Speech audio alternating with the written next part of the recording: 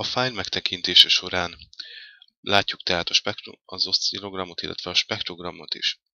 A fájl menüben különböző részleteket rajzoltathatunk ki, extraktálhatunk, illetve elmenthetünk bizonyos kijelöléseket, részleteket különböző formátumokba. A szerkesztéssel kivághatunk, másolhatunk, illetve beilleszthetünk különböző kijelöléseket, illetve visszavonhatjuk a korábbi cselekvésünket. A query-vel lekérdezhetünk különböző információkat, legyen szó a szerkesztőről, vagy akár a hangfájlról. A view-val közelíthetünk, illetve kinagyíthatunk részleteket, illetve az adott kijelölésre közelíthetünk. Ezt a Zoom to Selection-nel tudjuk megtenni. A backre kattintva az előző képernyőre jutunk vissza. A spektrumra kattintva megjeleníthetjük a spektrogramot. Ennek különböző beállításait is itt találjuk. A pitch dallamot is megjeleníthetjük.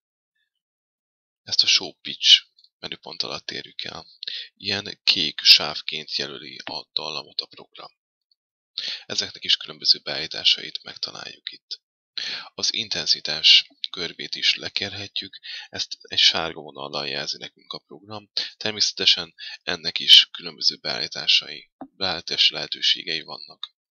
Hasonló módon épül fel a formás menü is, itt is őket is megjeleníthetjük.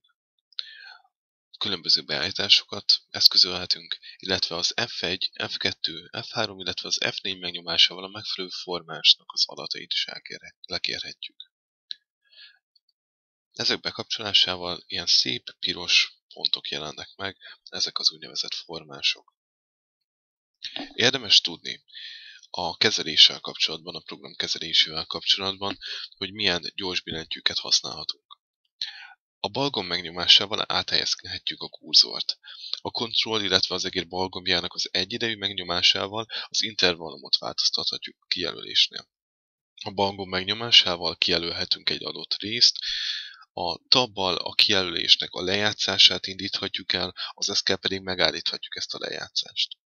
Az idősáv bizonyos pontjára kattintva az adott kijelöléshez tartozó hanganyag lejátszása indul el, például ebben az esetben.